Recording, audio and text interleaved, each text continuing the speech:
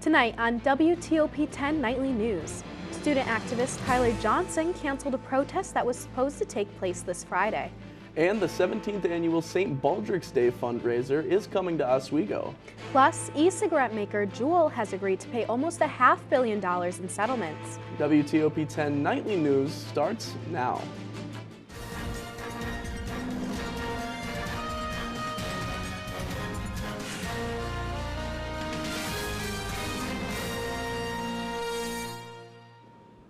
Good evening and welcome to WTOP-10 Nightly News. I'm Madelynn Cummings. And I'm Reilly Jones. A student-organized protest planned for this Friday is canceled.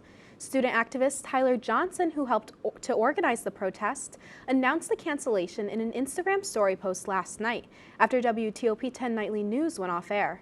Johnson originally encouraged SUNY Oswego students to continue the protest as planned before posting of the cancellations a few minutes later. The protest was meant to be a part of SUNY-wide action against hate speech, discrimination, and other issues. Today, the SUNY Student Association posted a statement from its president saying she stands in solidarity with LGBTQ+ students on SUNY campuses. In a series of Instagram stories, Johnson shared that he is leaving the SUNY Oswego campus for the semester. One of the posts says he is leaving because, quote, "It has become increasingly clear that I am not welcome here and has become even more uncomfortable to be here," end quote. On Monday, Johnson joined reporter Clarissa Karki in the WTOP-10 studio for an exclusive interview about the planned protest and the events leading up to it. When he says a note with a homophobic slur on it slid under the door of his dorm room following a separate on-campus protest last week. He says he plans to transfer colleges for academic reasons, but says the latest incident makes him feel more confident about leaving. Once this happened, I was already planning to leave. I was already transferring and already knew where I was going to go. But incidents like this kind of really validate my decision. In an Instagram story post, Johnson says he is not dropping out of college, but stepping away to complete his classes virtually. WTOP-10 is continuing to investigate the story and will keep you updated as we learn more. A 38-year-old financial coordinator will be running as a Democrat to replace the Oswego Common Council's sole Democrat counselor. Chance Kennedy, a political newcomer, will run for a seat representing the city's 1st ward, which is currently being held by three-term Democratic councilor Susan McBreary, who is not running for re-election. Kennedy says he would like to focus less on cosmetic improvements and more on maintaining and modernizing the city's infrastructure, particularly water and sewers. The 17th annual St. Baldrick's Day fundraiser will be hosted at Curtis Manor in Oswego, where people will be head shaving in order to help raise around $75,000 for life-saving childhood cancer research on Sunday, April 16th. 40 participants will shave their head to support the foundation's mission to fund research to find cures and better treatments for children with cancer. For more information, visit stbaldricksday.org. A West Monroe man is being charged with assault and criminal use of a firearm at the 1st degree. 18-year-old Nathaniel L. Perry is accused of shooting a 22-year-old man in the leg in Hastings after an altercation involving the two men and other associates. Perry was held overnight and was arraigned this morning, where he was remanded to the Oswego County Jail in lieu of $2,000 cash bail or a $4,000 bond. The investigation is still ongoing. A local inventor from Fulton named Carl Nylon has created a new way of producing maple syrup.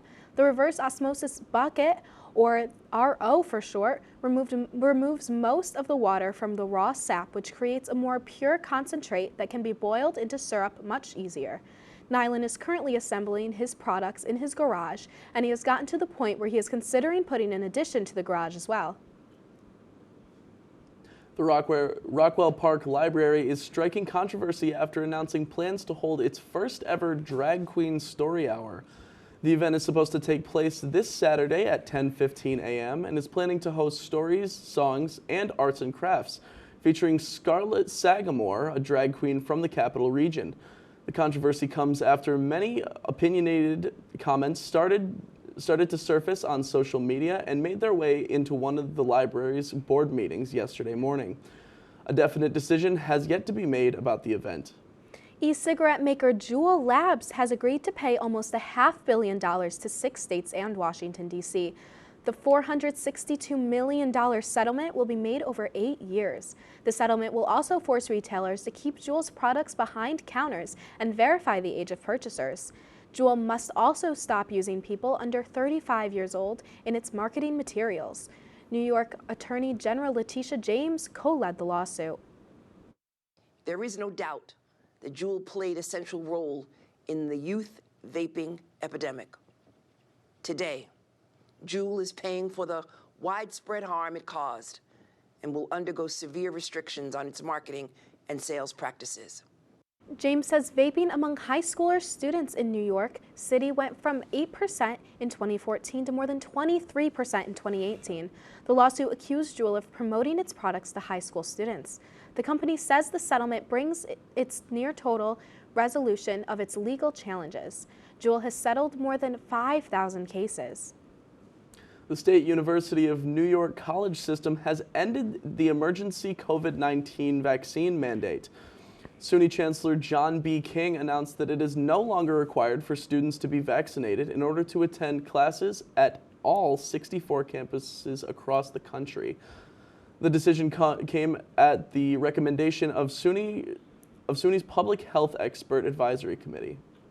Now, let's take a quick look at the weather with Storm Team 10 meteorologist Kaitlin Farrell. Kaitlin, today was a beautiful day in Oswego. Will the weather continue throughout the rest of the week?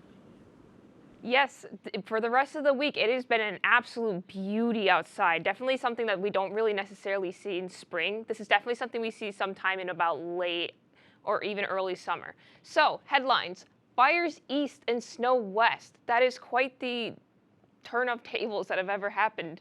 I will be covering more of where it's happening and why it's happening. Spring with snow. Are we done with snow? Are we supposed to be getting any more snow for the rest of the year until our next season of snow? And for the rest of the week, what will the rest of the week look like with the weekend and planning for next week? Back to you guys. Thanks, Kaitlin. Coming up later tonight, we will have information on research about the future of COVID-19. And the mayor of Baltimore promises a new curfew for teenagers. We'll have all this and more after the break.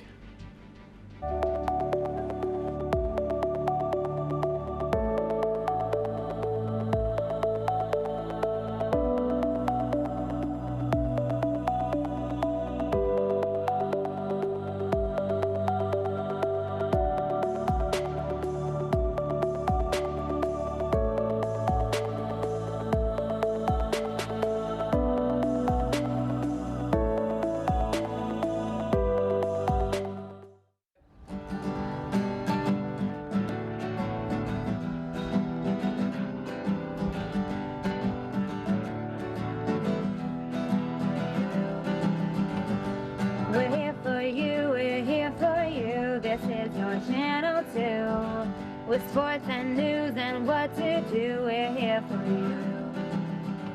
It's your TV, you're watching WTOP. Your TV, thanks for watching WTOP.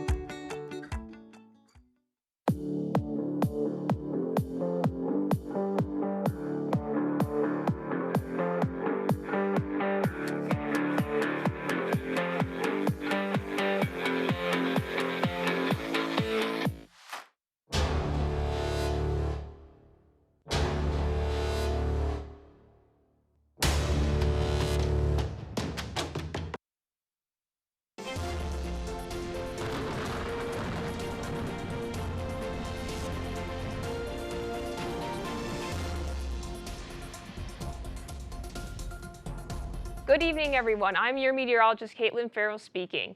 So we're going to look across the country. As I mentioned in the headlines, we are having some fire watches. We are seeing some very high temperatures, really above average around the southern coast of the country and even up into the northeast, where we are then also seeing some snow over in California and Washington, which is very unusual for this time of the year. So looking ahead right now around the state, we are clear. We are crystal clear. We have no clouds in sight, and it's going to stay like that for the rest of the entire night. As we look at the current temperatures right now, we are about 65 degrees here in Oswego, 70 in Syracuse, 70 in Elmore. The lowest we see on the map is for Buffalo, sitting at 57. The rest fluctuate between all the 60s. Okay, looking ahead for tonight, we are staying, again, clear, high of 59, winds 10 to 15 miles per hour, and 22 gusts, winds heading southeast. Looking ahead for tomorrow, high of 76, almost record-breaking, but not quite yet. Winds at 10 to 14 miles per hour with 33 gusts, with winds at southwest, apologize. So looking across the entire country right now, we are having all these low pressure systems coming all through the west, which is bringing that snow definitely much up north, but is bringing definitely some rain and some severe weather. Taking a look now across to the other side of the country, in the middle, we've just got a high and a low pressure with a cold front up towards the north, but that's been pretty much it. Going to the central, it's absolutely blank. There is nothing there. We just have a little high pressure system sitting over Charlotte right now, but that is going to be seen to move kind of towards us up north. And then looking ahead towards us, we have a cold front that is currently kind of going through, but is then again being replaced by a warm front with a high pressure system sitting above us. 7-day forecast, tomorrow, 73 degrees, mostly sunny, low of 46.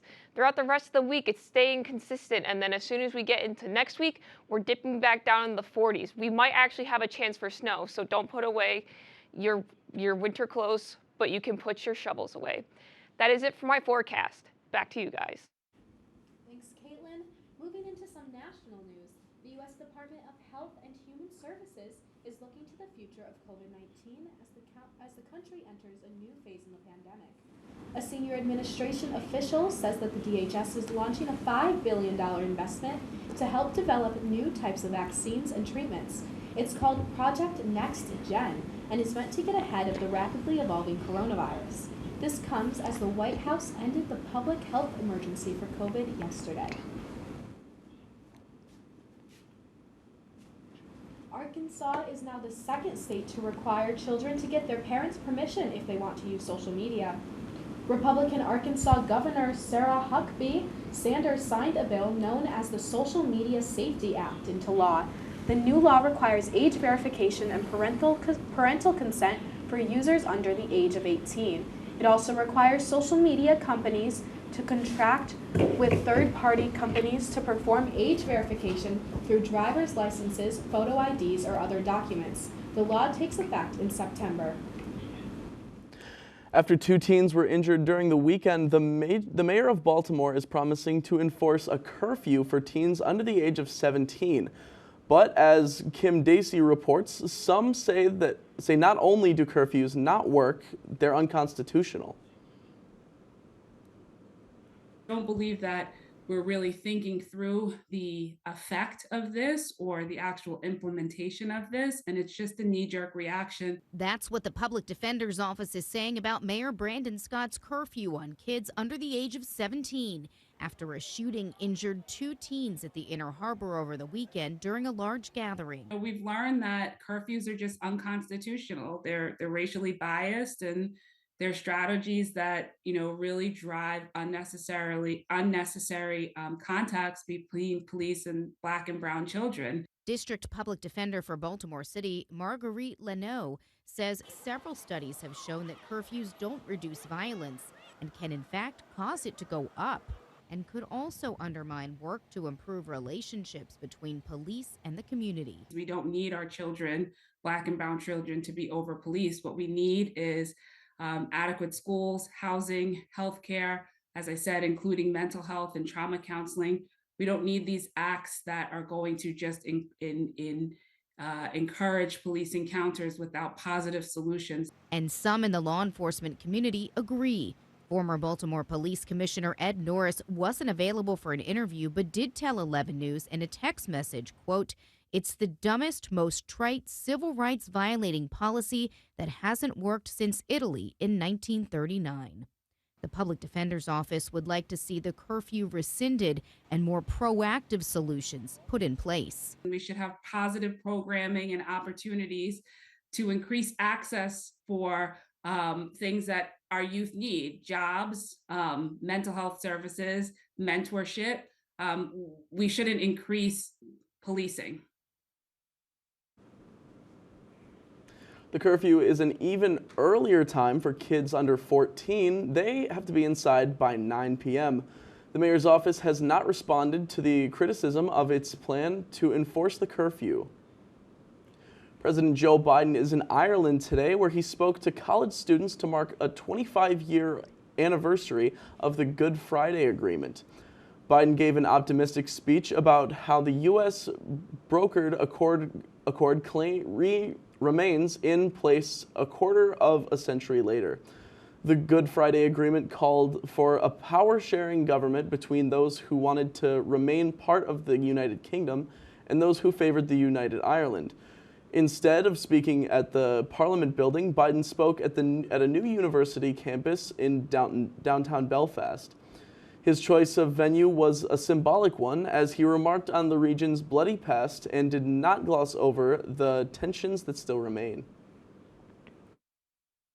I come to Belfast to pledge to all the people of Northern Ireland, the United States of America will continue to be your partner in building the future the young people of our world deserve.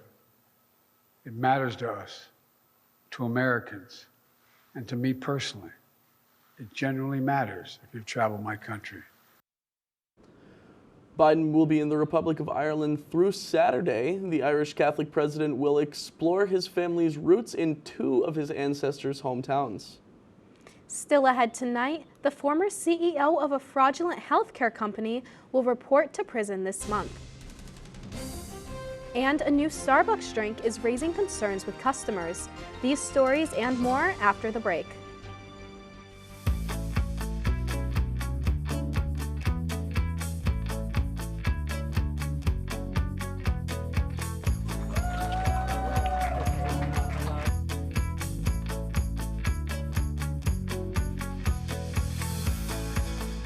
Jill told me it was Kitty from Glee. Yeah, what is it? Al Roker.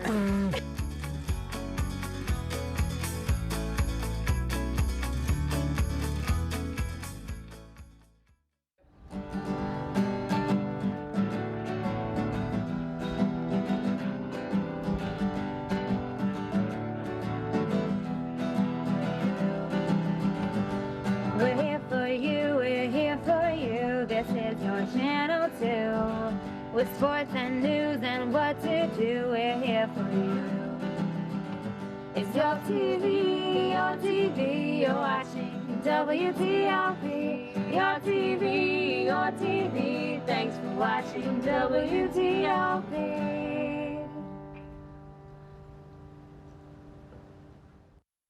What's going on? Yeah, dude, we go on at like 11:30. It's like No.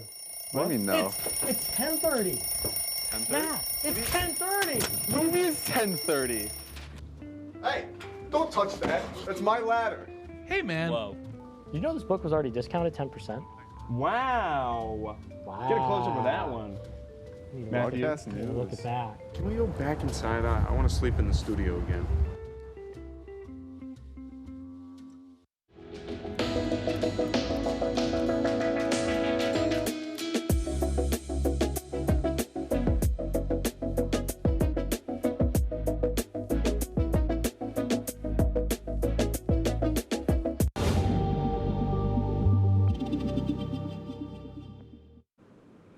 Welcome back to WTOP-10 Nightly News. Here's your health and consumer report.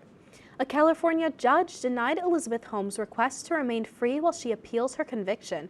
Holmes was sentenced to more than 11 years in prison for defrauding investors of Theranos, a failed blood testing startup. She was ordered to turn herself into custody on April 27th, but Holmes sought to delay her prison term start after giving birth to her second child. The judge says it was unlikely Holmes will have her conviction reversed or receive a new trial. There were nearly 2 million cancer cases diagnosed in the U.S. last year. That's according to an estimate from the American Cancer Society. But new research suggests diet can help those fighting symptoms of the disease. In today's Health Minute, Mandy Geither has more on the study that finds food can help cancer patients fight fatigue.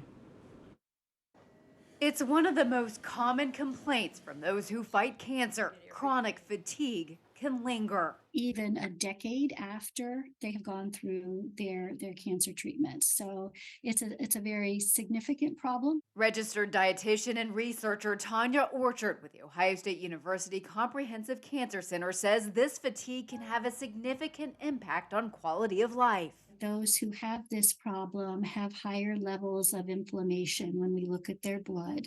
Going off findings from previous research which found fatigue benefits from food, Orchard led a pilot study focused on a small number of lymphoma survivors. The majority felt less fatigue after adopting a personalized diet, gradually adding anti-inflammatory foods, which included omega-3 fatty acids found in foods like fish. We're also looking at foods that contain nutrients like carotenoids, lycopene, beta-carotene, those types of things that have very high antioxidant properties, which can also reduce inflammation. Orchard says B vitamins also helped. Those are found in produce like leafy greens and other vegetables. She says 5 servings of vegetables a day is the target, and your plate should be colorful. A serving of dark leafy greens, a serving of yellow or orange vegetables, a serving of tomatoes every day, and then 2 or more other servings of vegetables a day. For Health Minute, I'm Mandy Gaither. Researchers hope to study benefits of anti-inflammatory foods in all cancer survivors next, and eventually plan to expand the study to patients who suffer from fatigue from a range of health problems. People are talking about Starbucks' new olive oil-infused drink, and it's not all good. Customers are complaining that the coffee giant's Olado is making them run to the bathroom. Starbucks recently introduced the drink, hoping customers would be enticed by the novelty and the health benefits of extra virgin olive oil. A barista on the Starbucks Reddit page posted that half the team tried the drink and a few needed to, quote, use the restroom, if you know what I mean. Tupperware is barely staying afloat. The company says it is looking for financing because it doesn't have enough cash to fund its operations. Tupperware is also exploring potential layoffs and reviewing its real estate portfolio. Stocks plunged 40% in pre-market trading, and New York Stock Exchange also warned Tupperware could be delisted for not filing a required annual report. The 77-year-old business has struggled to stay relevant and attract younger customers. Coming up in sports, Zach Malamud is with us in the studio. Zach, can you give us a quick preview? Thanks, guys. Coming up, Oswego Women's Lacrosse was in action at Laker Turf. I'll tell you how they did and more after the break. Hey there, I'm Al Roker, class of 76. Yes, way back in 76. Back when the earth was cooling. You're watching WTOP.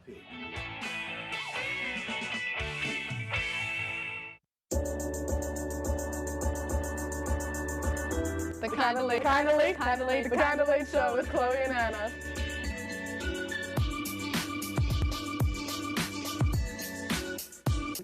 Like licorice, Twizzlers, absolutely nasty. The thought of turkey is just nauseating. I think you're wrong, is what I think. You think I'm wrong a lot of times. I do think you're wrong a lot. When you look at the number of disasters in the U.S., chances are every area will deal with some kind of emergency in the next decade. And between school, sports, and social lives, chances are you won't be with your kids when it happens. Will they know what to do? Ready.gov/kids has the educational tools and information to make the conversation easy. When the time comes, chances are they'll feel prepared, not scared. So talk with your family today.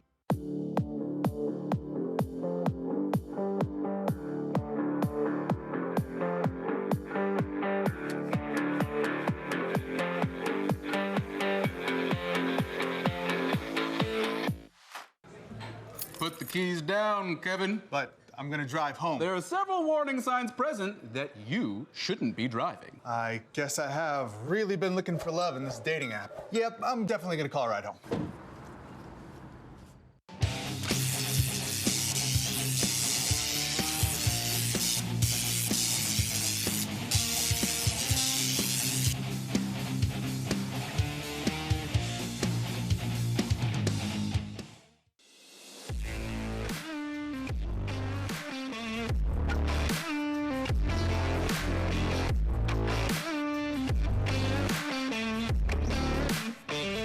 Welcome back to WTOP-10 Nightly News. I'm Zach Malamud with your Wednesday Sports Report. Keep the wins coming. The Oswego State women's lacrosse team continues to roll after a 9-7 win over the Brockport Golden Eagles earlier today. Sela Wiley had 4 goals and 2 assists for the Lakers, who moved to 4-1 in conference on the year. Oswego will be in action again on Saturday at 1 o'clock when they host the Plattsburgh State Cardinals at Laker Turf Stadium. The Oswego State softball team have a doubleheader at home this Friday against the first-place Oneonta Red Dragons. The Lakers sit at 1-3 in conference right now, with their 1 win coming against SUNY Potsdam. The Red Dragons are soaring to start the year with 2 doubleheader sweeps against Brockport and Geneseo this past weekend. First pitch is set for 3 o'clock and 5 o'clock between Oswego and Oneonta. Switching gears to the NHL, the New York Islanders are back in action tonight as they take on the Montreal Canadiens in the final game of the regular season. The Isles sit at 91 points in the Eastern Conference in the second wild card spot. With 1 point in this one, New York will clinch a playoff berth. Puck drop is set for 7 o'clock p.m. at UBS Arena between the Isles and the Habs. The NBA play-in tournament is in full effect with the 9th and 10th place games taking place this evening.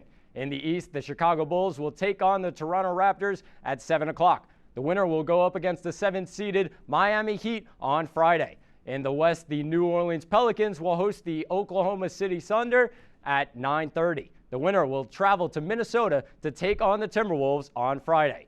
Now let's take things to Cleveland as the Yankees take on the Guardians.